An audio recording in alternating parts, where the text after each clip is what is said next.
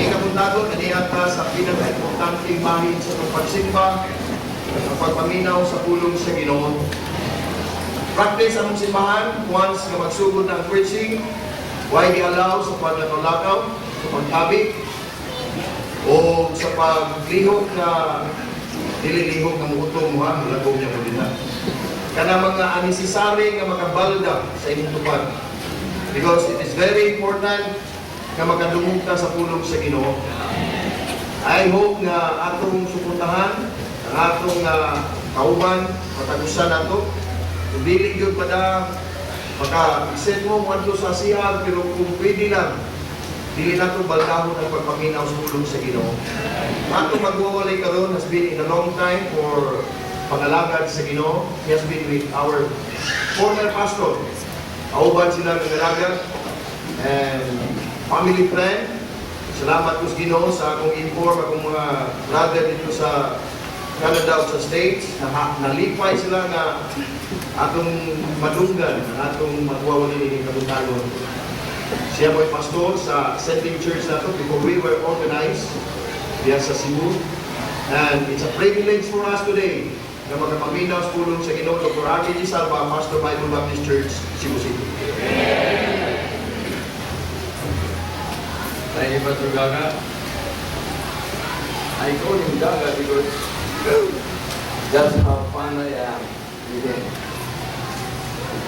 There's always a special name for special people. It's always great to be here. I'm honored.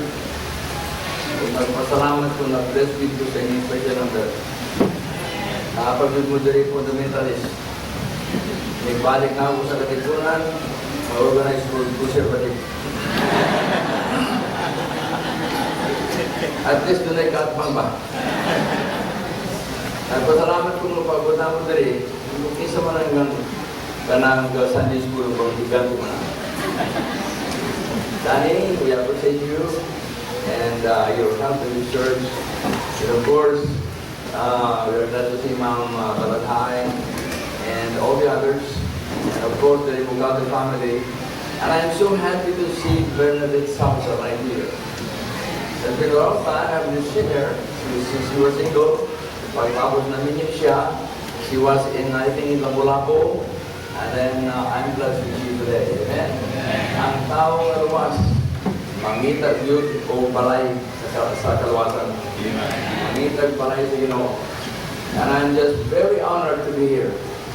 In a long time, the last time I was in church over there was when I solemnized the marriage of Mambalatay and Brother Rock. It is always a joy. I have to be excused from the hospital. I was sick during the time, but I told the doctor that said, I will make sure that I will come back in 1 hour. I could not reject the offer of my good friend, Brother Rock, to solemnize his marriage. And the Lord has given blessing, and they lived happily ever after. Are you glad you're here? I am so happy that kanyanto, pagkapalitan na mo nga murag ipahawang dito, o nanghawang mo, o nang ulit tinuod.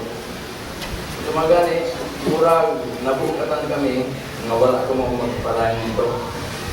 Pero anywhere you are, you will always have a place under the sun if you are faithful to the Lord.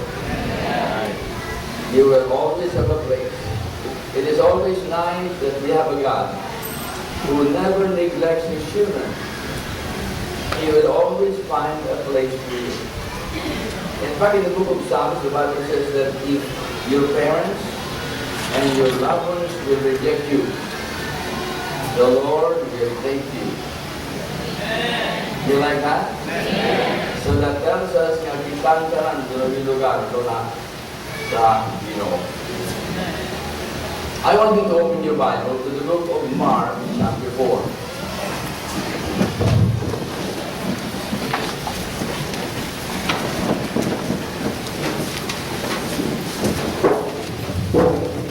Manahon na may bugay. Pwede po yung dito.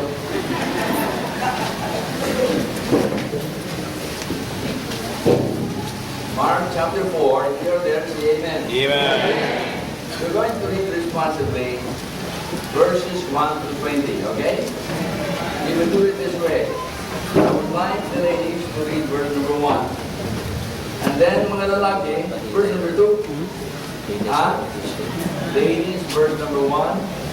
And then mga lalaki, verse number 2 until verse number 20. Ready?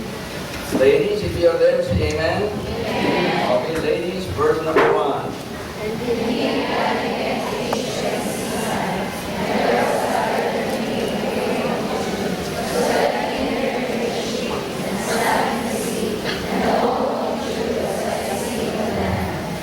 And he taught and made me these parables, and said to them in doctrine.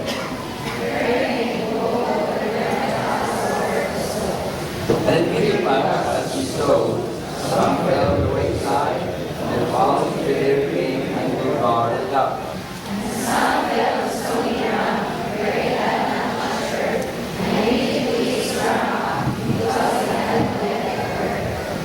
But when the sun was up, it was scorched, and because it had no root, it withered away.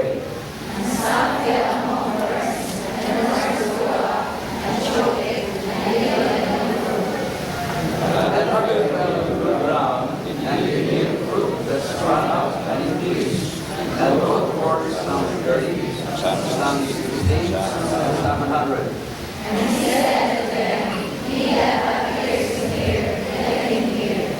And when he went home, he gave the parable to the 12, as was given the parable.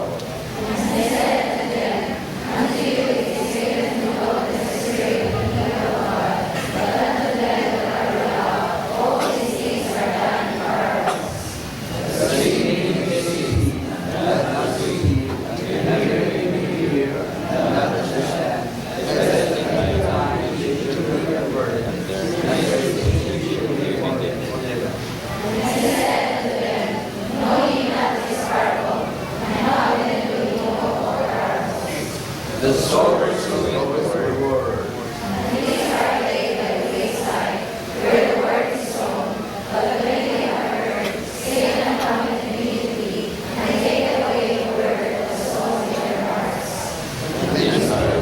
Likewise, to the soul on ground, who when they have heard the word, they immediately receive it and then.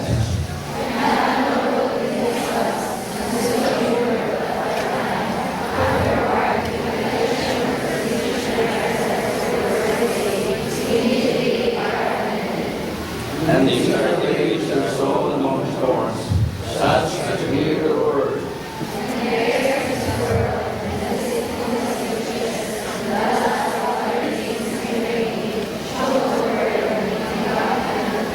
Together, verse 20. And these are the leaves that are sown on the ground, such as hear the word, and receive and bring forth some 60 and some 100. Heavenly Father, in the name of Jesus Christ, we thank you for the privilege of celebrating with this church under the charge of Pastor Gaga, the 57th mission anniversary of this church. We thank you that through the years we have gone through difficult times, at the same time, times where nobody seemed to sympathize with us. And yet by your grace, you have made us to be here today. And Lord, we thank you that like the songs of the choir this morning, we know that you are there to give us grace to take over in times of our struggles. Lord, we thank you for these first-timers. I pray you will speak to them. Make them to understand that there is no one else that can bring us to heaven but the Lord Jesus Christ. We ask these things in Jesus' name.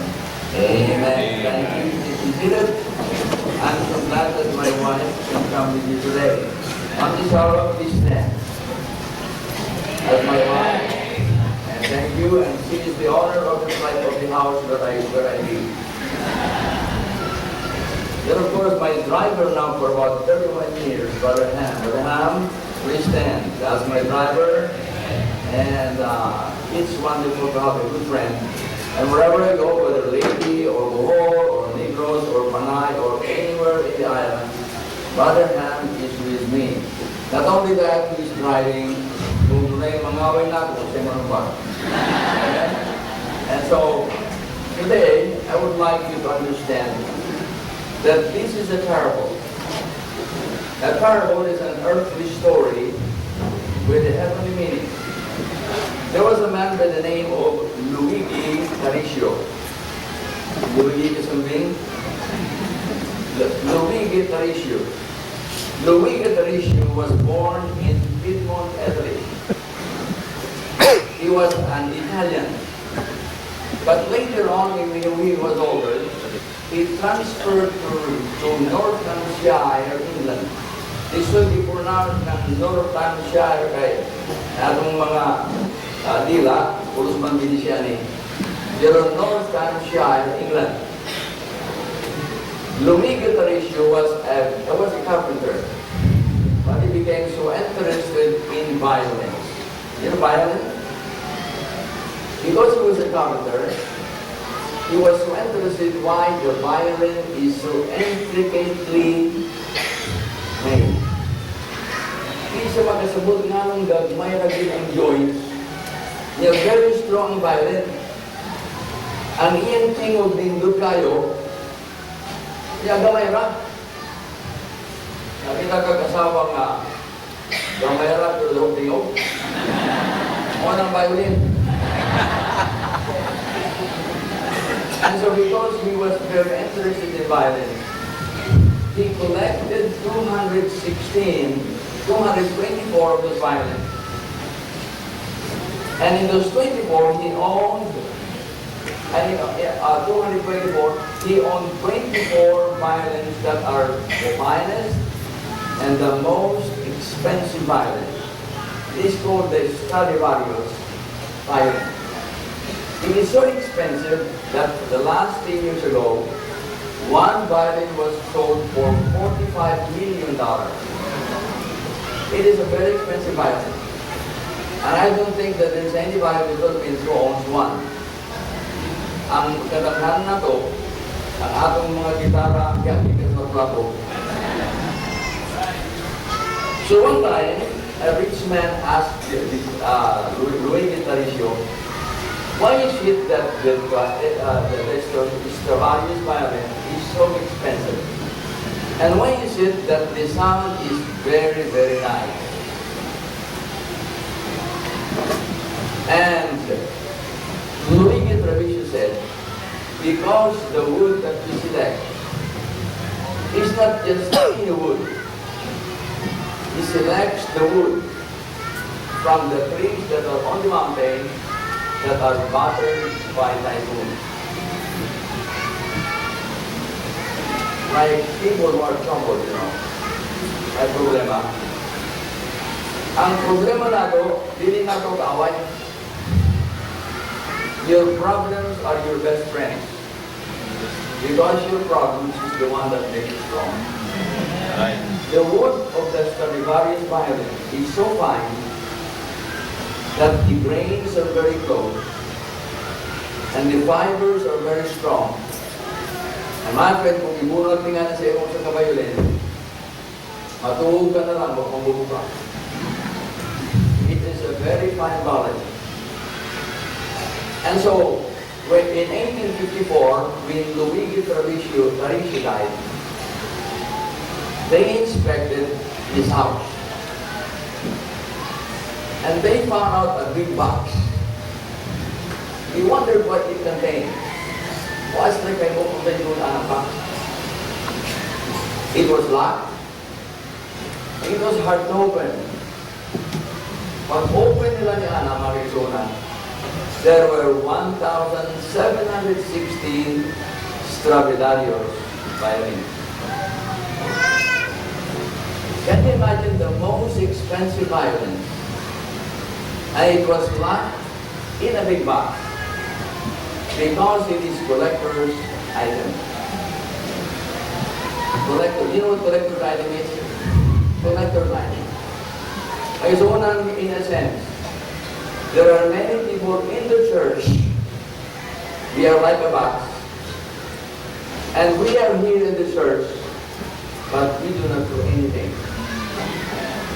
We are like the violin that never played a sound.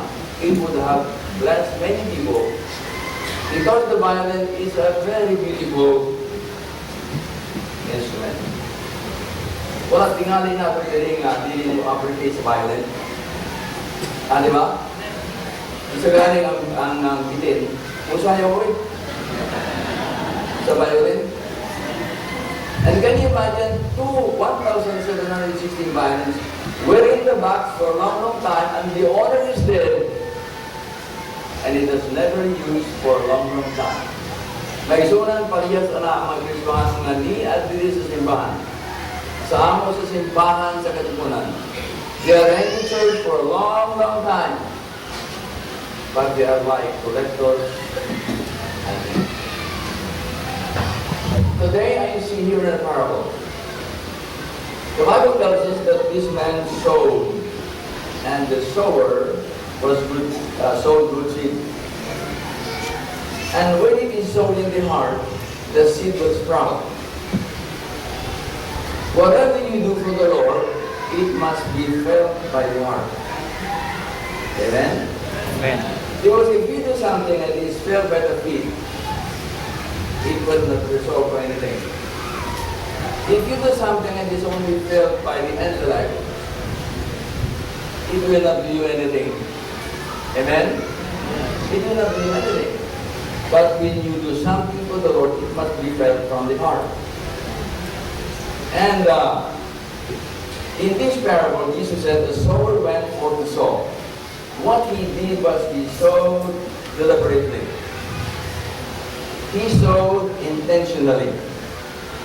It doesn't mean that, he brought seeds and while going to market to buy vegetables, he just did it that way. No, he didn't do that.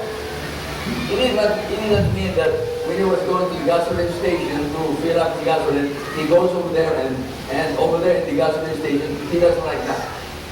So the seed. It does not mean that when he leans on the fence of the backyard, he will sow the seed like that. No. He looked for a soil that is properly plowed, properly cleaned, not seed. And the seeds grow, and it bore fruit. May sowing para sa niya. When we do something to the Lord, it is something that should be deliberately. The seeds fell on good ground.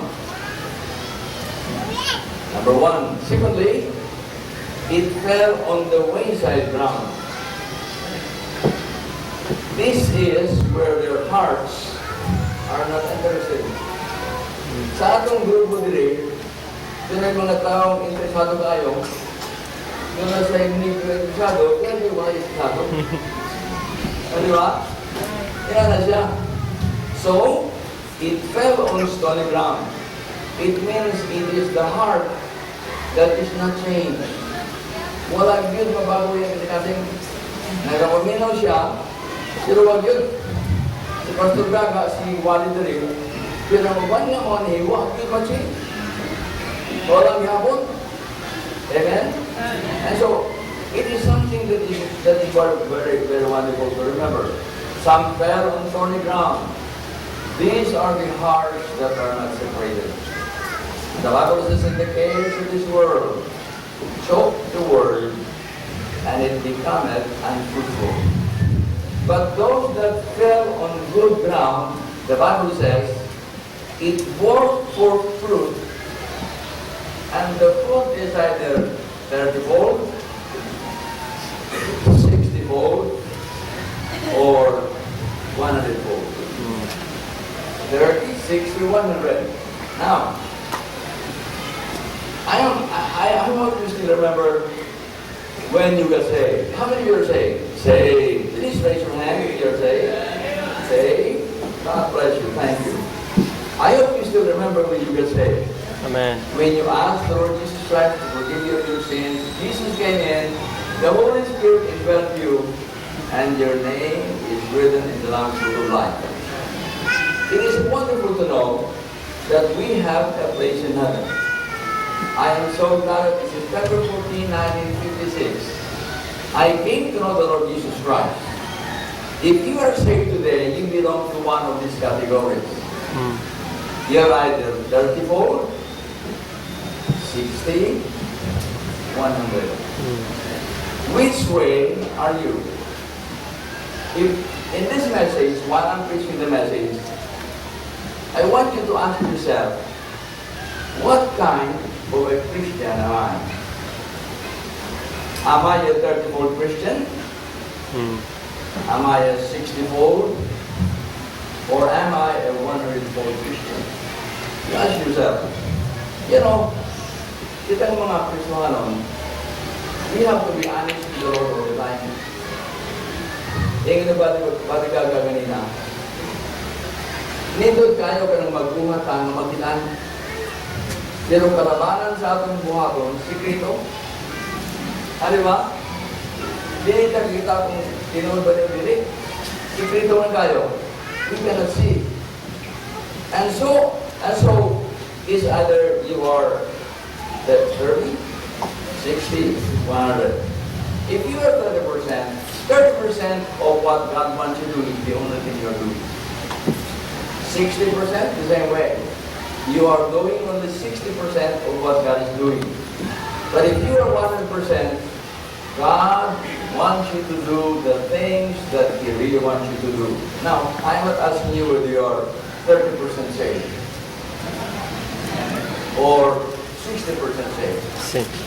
If you are saved, you are either 100% or 2%. You are either 100% or 0. You are either on your way to heaven or going to hell. There is no category in salvation. There's only one category. Every person that receives the Lord Jesus Christ, physically, is going to go to heaven. Amen. And for you who have not been saved, you ought to understand how important. If you are really saved, you are going to produce what God expects you to do. If you really start a church, but the God here started here, He preaches the word.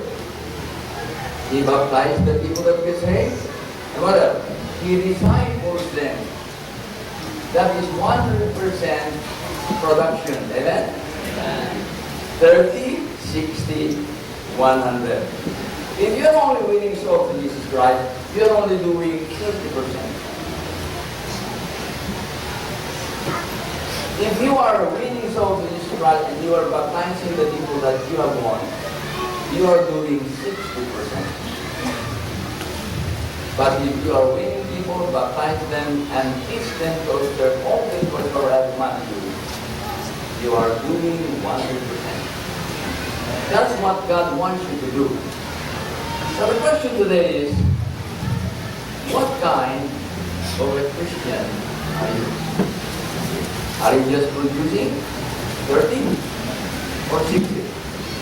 The better way is you to desire 100%.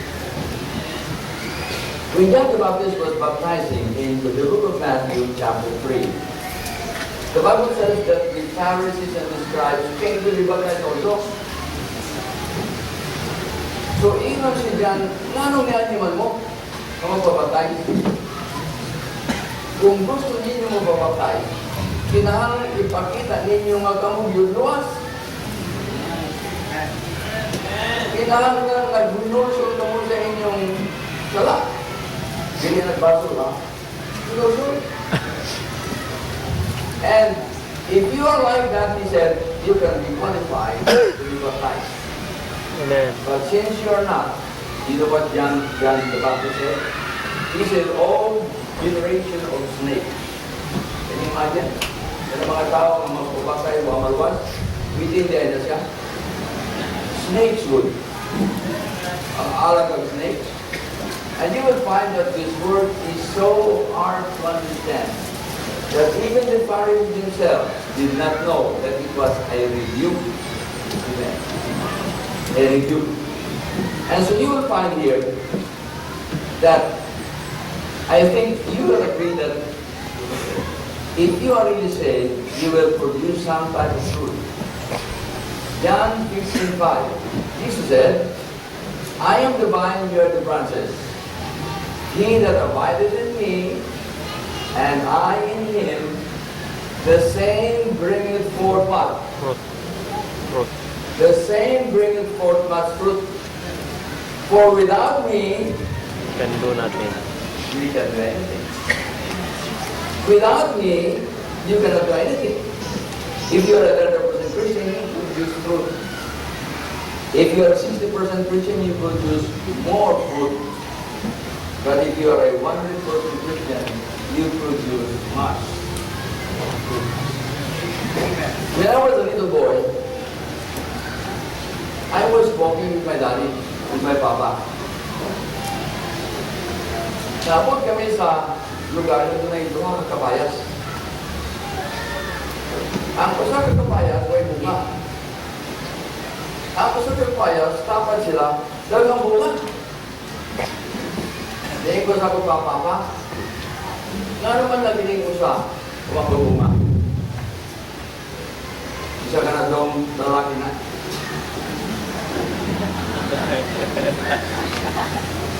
Eko, ano pa nga, eko ka na lalaki na? Ingat siya kayang lalaki, hindi ko yung mga anak. Suma sa ato, ang nanganak na yun, si mama. Kaya si mama babae, hininggan ng buwang, bunga, lalaki babae din. Amen?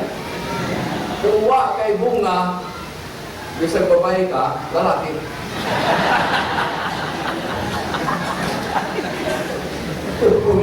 Lalaki. The 30% Christian are saved.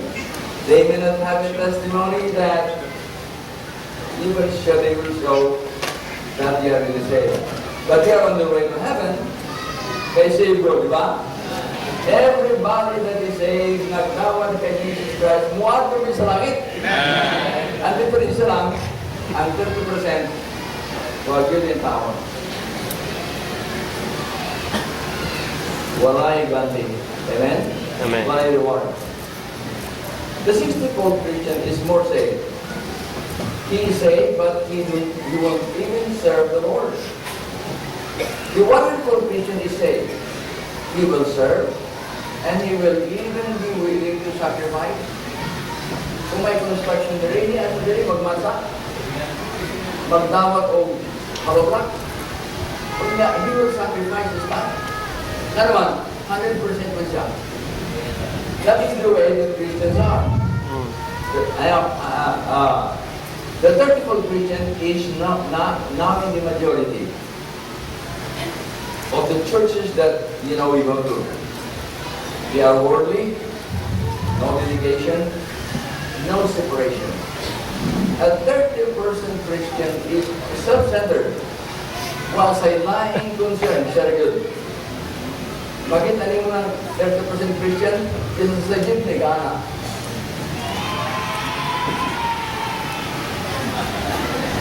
Ano naman? Eh gusto nila na sila yung magkakaroon.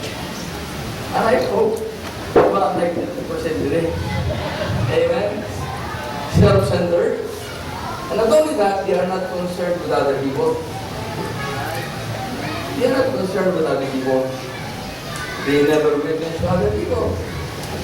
Ang mission ko yun, hindi mo hatag og tayo sa offering.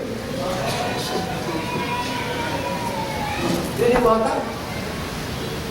Mga isuon, kung ikaw, Kristohanon, member aning simbahan, muhatag ka og tayo sa offering.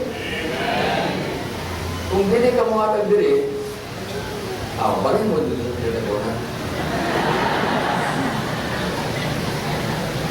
Kinahanglan yun magpabilisan mo kay Pastor Gaga, kay whether you like it or not, doon ang mga domestic expenses aning lugar. Suma, nakakita ka mo diri, nagpapatan ka mo diri. And by the way, ang among mga sugakin ani, among bilisan, even ang design electric company, bilisan o lead. Ang among kanagwan, permanen niya, badal-manil. Kung saan mo study table, 20 watts ang gibutang dito. May suong itangtan na ko, bilis na ako, 7 watts. Mas hayang pa ang 7 watts nga lead. This is 20 watts na itong tunay. Design Electric Company has changed their bulb into lead. And every month, with the big building that they have, they are saving 1 million pesos. That is telling you that because we are Christians, we have to understand that our money is very important. But when it comes to giving, we never forget that the tithe belongs to the Lord. Dili na ito. Kaya kung iyo mo lang gamiton, nasakit inyong bata, magsamot ang sakit. Ayaw lang na mong mamatay, but you don't know. But I will tell you this, the tithe belongs to the Lord and it belongs to the church where you are a member. I'm only asking this morning, what kind of a Christian are you? Amen. What kind of a Christian are you? You will find that not only the leprosy Christian, but the 60-fold, they are in the minority. 30% majority. And 60% they are in the minority. But they are carnal. They are not worldly like the 30% Christian, faithful in Sunday school, only in the morning. Dapat may service na ba ka? Na may evening service? Oh. Only in the morning ka po, 60%. Kunya, not only that, you will find that this man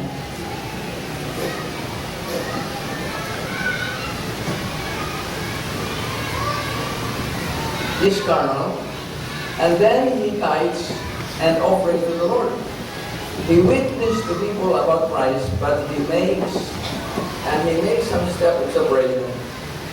But his Christianity is very unstable. Nakita ko mga Kristohano na bumalik si Pastor Gagati yung hard message na tinamubalik. Diba? And so you will find that it's that way. The 60% Christian, they don't drink, they don't smoke, but you know, they grumble and gossip. They grumble and gossip. The thing that they do is they try to find what is wrong with somebody else. And I think, nakakita ka mga tao na ang tingnan nila sa katao, they will always find what is wrong. Para gusto magkumpara ng taga-taglaran. Ingat sa bungi. Oy! Ngayon mo ang tantaba, kanang tampikay, init kayo. Kaya, silaw. Ingat tumapaw. Gusto, init yun, kaya nangli ka lang yung suod.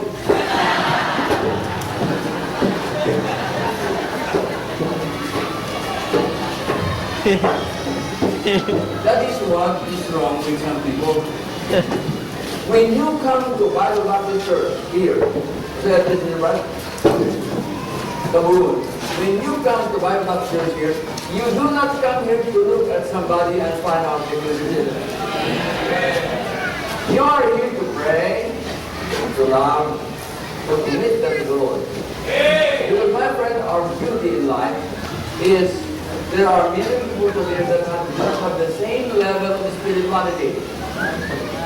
Ang bang mature, ang bang immature, ang ba pure lang. Diba? And so you will find that it is very tempting to criticize people. I'm only asking you this morning, what kind of a Christian are you? Then there is the one-fourth Christian. This is the view. 30% majority, 60% minority, but this 1% is what Jesus said, few. These are the ones that are faithful in every aspect of their life. Kanina, nagtanaw ko din ninyo, mga gusto na enjoy ko sa mga kabataan na mag-ilis ani, mag-kanang tikon, so sa patuloy, mag-anak pag-ilis ko. Grabe ka. No? I'm not going to tell you this. You should appreciate this kind of people.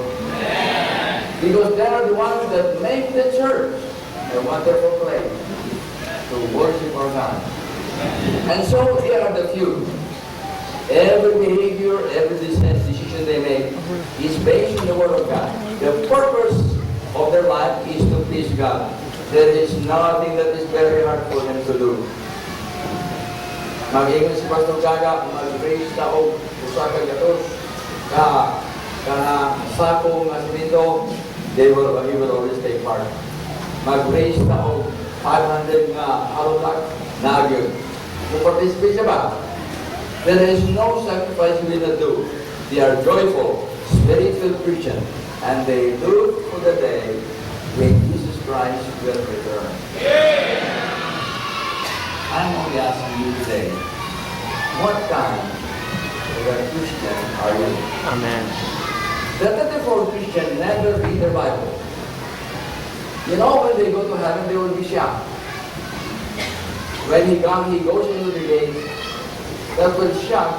He will be shocked because the one who will shake your hand is Nahum, Job, Titus, Malachi. And he will say, who are you? He said, I'm. They gave their name. And they said in unison, did you read my book? You mean you wrote a book? Yes, I am Titus, and I wrote the book of Titus. I am Malachi, and I wrote the book of Malachi. And I am Nahum, and I wrote the book of Nahum. And when you go to heaven, you will be ashamed and you will be shocked that you were a Christian in this world for a long, long time. You never read the book of Bible. You never read your Bible. And I think it's very alarming that today there are many people that would rather look at the television for many hours, but they will never spend 30 minutes in reading the Bible. I'm only asking you this morning, what kind Christian. of a Christian are you? The 64 Christian will read the book on a hit and miss basis. He uses the book only when he has a problem. When he has a problem, he'll go to the Bible and find out how to solve the problem with a verse. Adima? And so, that is the 64. But the 104 Christian loves the book. He lives the book. He is excited about the book. I'm only asking today, what kind of a Christian are you? Los Yunakwa lived in Napo. Kaya naman ka, Napo na ikaw, sa may Guadalupe, sa Lubao. Los Yunakwa lived over there for many, many years. He was poor. Wala din siya maka-eskwela. Wala siya maka-eskwela. When he was 76 years old, 76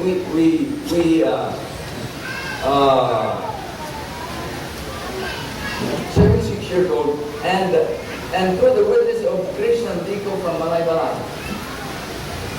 Los Yunakwa can say,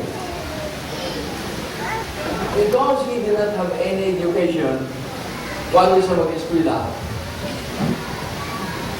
ingon siya nga, kini Bible man ka, nanong dili man ko kabasa ani?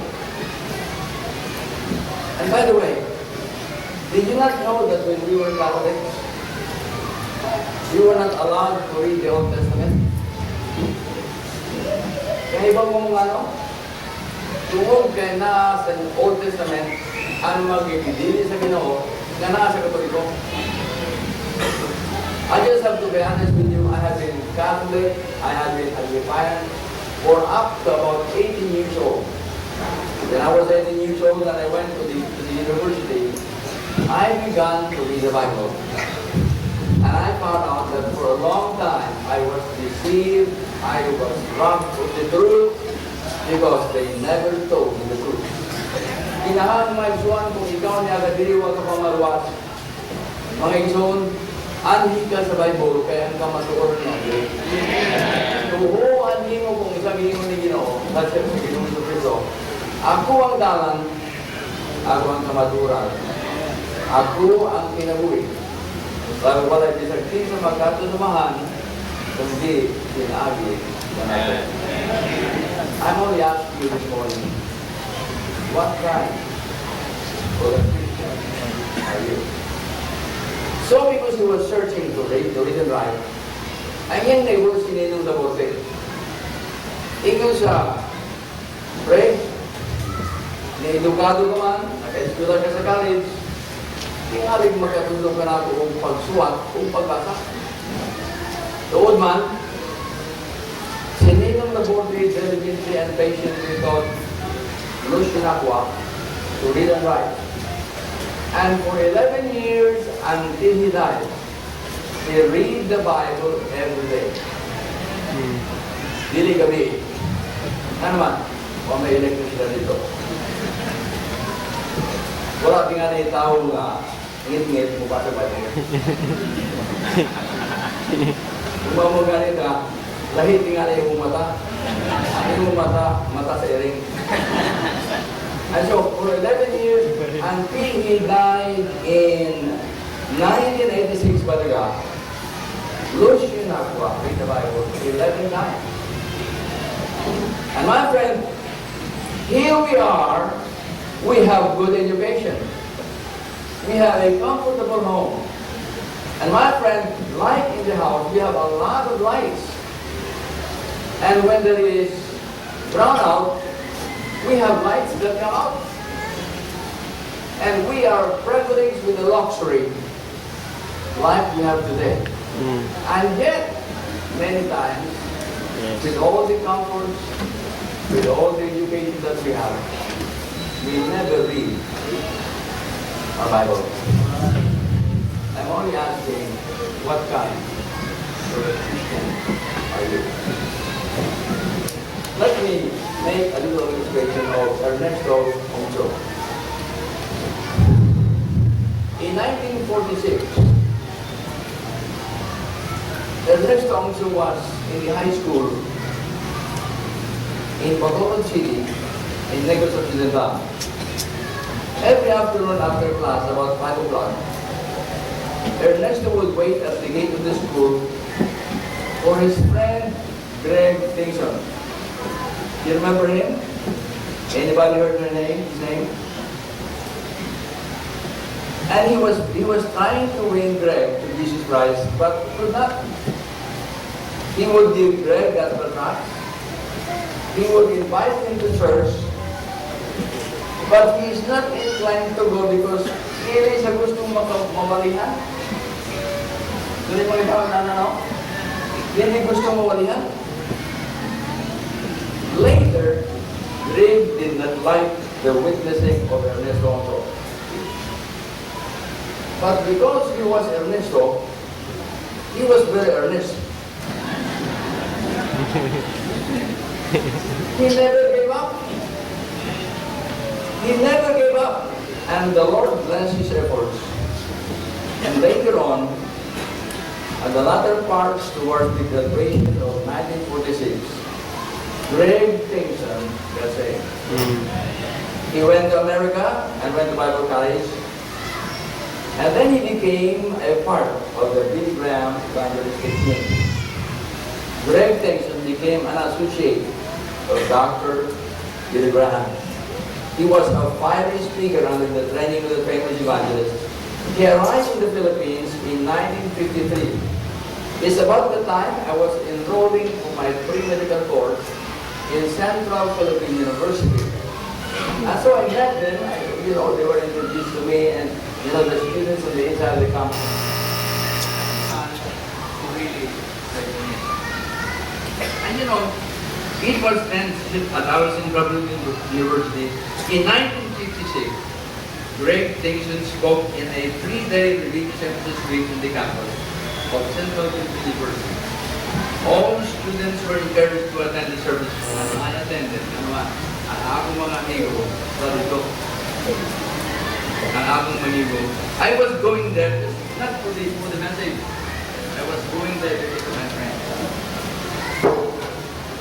But in September 14, 1956, towards my salvation, I came to know the Lord Jesus Christ as my Lord and Amen. Savior through the preaching of great things, simply because there was a man by the name of Ernesto Pico who was persistent, who never gave up, and tried to win a man like this. I'm only asking you today, what kind of Christian are you? The greatest thing that you do for God is to win souls to Jesus Christ. Amen. That's the greatest thing.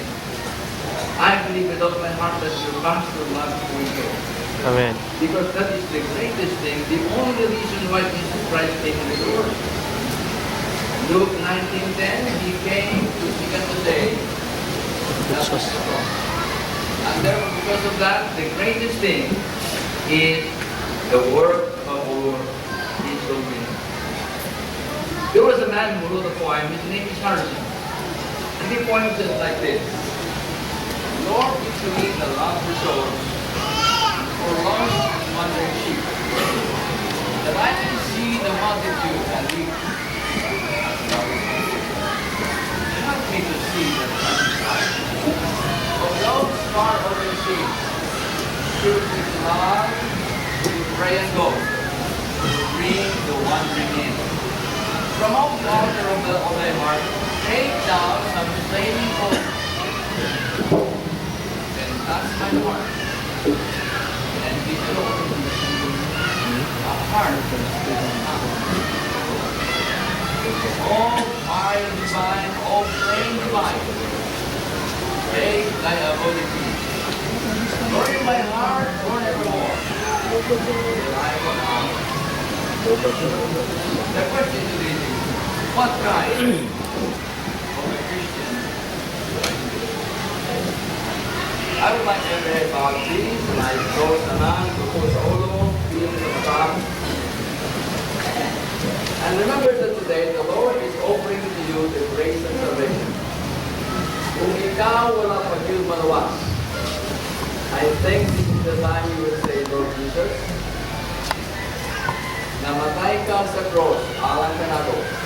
Hindi mo yung ipangga, isa na ako magkasala. Gusto na ko, Lord, hindi mo ako. If you're here and you're not yet saved, if you will raise your hand and say, Pastor, palihog Pastor, i-appeal ko nimo sa imong pag-apo. Is there anyone like that? Just raise your hand and Pastor, i-appeal ko sa pag-apo. Anybody?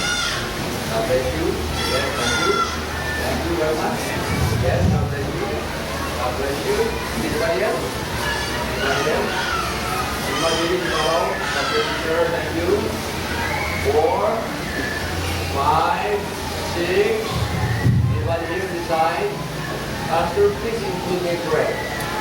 I want to receive Jesus as my personal Savior. Anybody? Anybody? Do not reject the Lord Jesus Christ.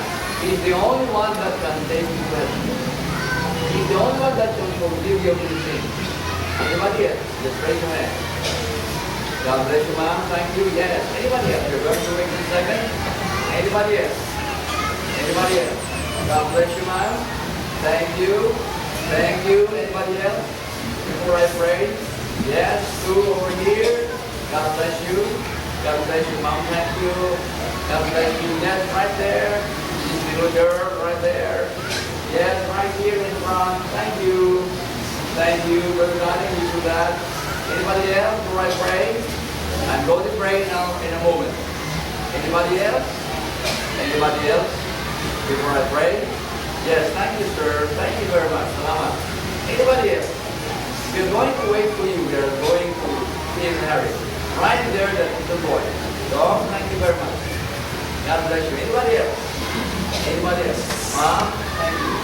Salamat. Anybody else? Anybody else? God bless you. Thank you. Yes, sir. Thank you very much. Brother Danny. Anybody else? Anybody else? Guys, thank you. Guys, thank you. Anybody else?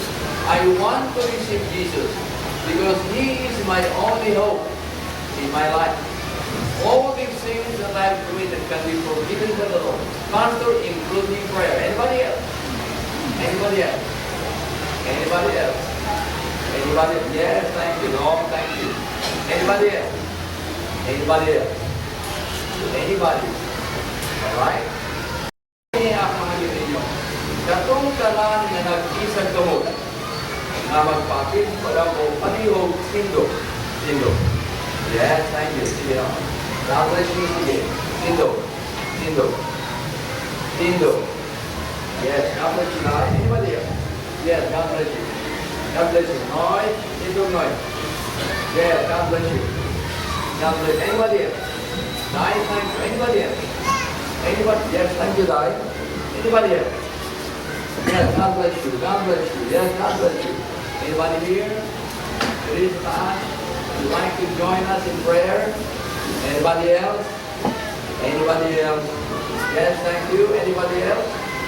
Anybody else? Here is what we do today. We are going to pray together, okay? Mag-ampo ka duman. And I want you to follow me.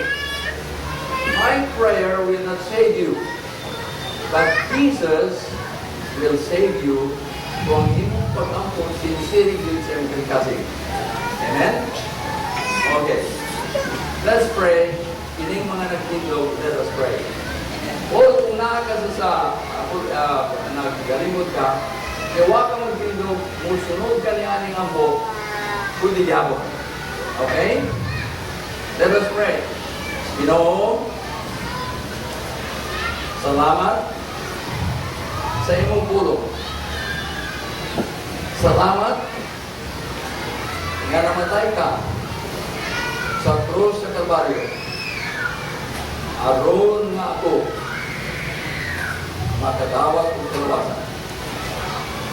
Ginoo, akong giila nga ako makasasala. Palihog Ginoo, pasaylo ako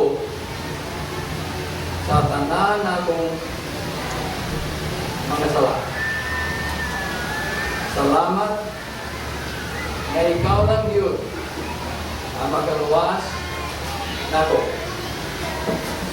Karon tak na palihog Lord, sulod sa among kasing. Tingnan, sulod sa among kasing. O luwas ako. Sa ngalan ni Jesus, ako manluwas. Amen. Did you pray the prayer? Did you pray the prayer? Yes, okay, thank you. Now wait for me to do it. Here's what you say. Jesus Christ is my Lord and Savior. Can you say that? Jesus Christ is my Lord and Savior. Amen. Thank you. Please be seated. Every head bowed, every eye closed. Today is 57th anniversary celebration.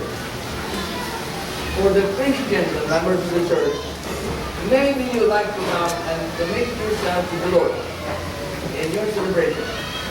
And tell the Lord, Lord, I do not want to be just 30%.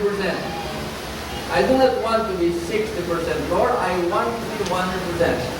And I would like to come. And I want to show to the Lord Jesus Christ that I want to do His will in all my decisions. While the piano plays softly, our invitation is our pianist here. Guy just play the piano. While the piano plays, all the members of the church that would like to come here to the altar, I would like first to ask ang tanan ng mga lalaki na kung gusto manindog mo, then come here today and say, Lord, I want to become a 100% Christian. Anyone like that? Yes, God bless you. Thank you. Ang mga lalaki dito sa taas. Ang mga lalaki dito sa taas. God bless you. Ang mga lalaki dito sa taas. Come forward. Palihog. Palihog. Amen. God bless you. Mga lalaki. Hindi ba ako mga pagkukulang ang inyong pagsensya sa Ginoo?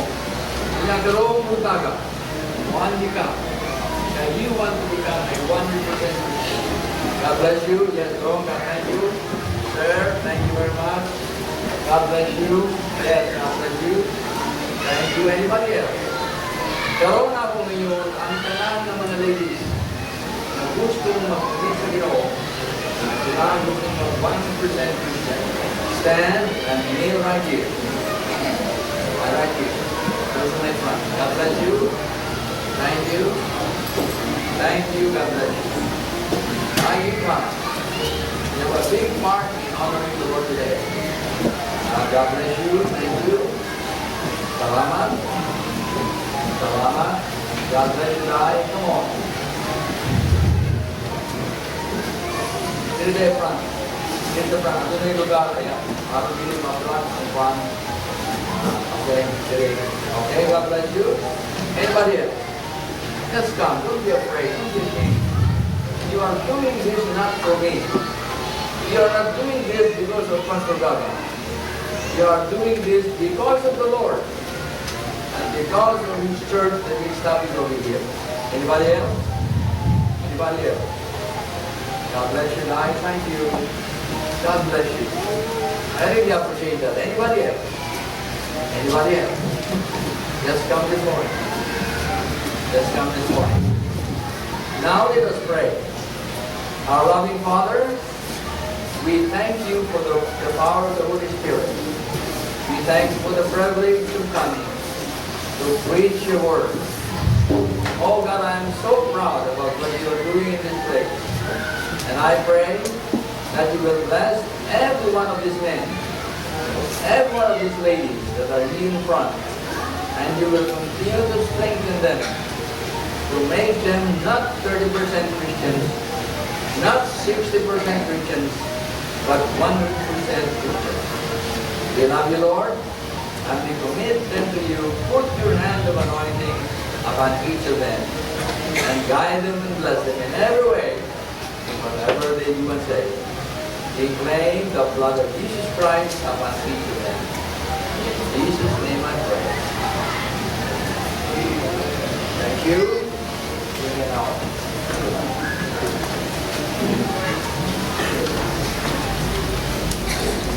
Are you blessed this morning? Salamat na sa Ginoo. Sahay ang ato pagkakristohanon. Wala lang tao, tuwa-tuwa ang pagkakristohanon. Para sa idawat ni Kristo, make your right decision this morning ang pagdawat sa Ginoo. Siguro sa 57 years, huwag mausap ang aming kapiluan ng tumong mo walang pagwali ni Jesus Christ. Ang mga katawhan karon are so busy enough sa material na butang, and they don't even care. One day, ibiyak sila ni kalbutanan. Litan biyak ka ni kalbutanan karon, I'm sure you're going to heaven. And it is only the Lord Jesus Christ. What we have heard this morning sa mensahe, mao kagay-usap na makapahimo na ng Kristohano. Why tao mahimong Kristohano? Because members sa usa ka simbahan. Why tao mahimong Kristohano? Because buutan o maayo siya. Why tao mahimong Kristohano? Because believe niya ang tanang tao. Ang tao mahimong Kristohano tungod kay si Kristo na siya na si Kasing.